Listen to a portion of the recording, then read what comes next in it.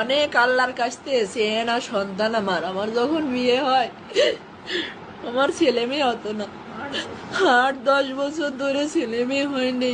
অনেক কষ্ট করছি আমি, অনেক কথা শুনছি মানুষের, মানুষ যা খাতি আমাকে বলছে আমি তাই খাইছি, তারপরেও কোনো সময় আমার ছেলে মেয়ে হয়নি। এক সময় আমি নামাজ রোজা কোরআন শরীফ এইগুলো করতে শুরু করি আর আল্লাহর কাছে ডাকি, আল্লাহ তুমি আমাকে কালা কুপচারটা সন্তান দাও, তবু তুমি আমার একটা বাচ্চা দাও যে আমাকে মা বলে ডাকবে। ডাক্তার কবিরাজ দেখাতে দেখাতে আমার সিনথিয়া হয় আমার বিয়ের 9 বছর পরে গিয়ে। সিনথিয়ার যখন 4 বছর বয়স আমার আবার অভাব হয় না, আমি আবার চেষ্টা করি, তখন আমার রাইসা মনে আমার পেটে আসে।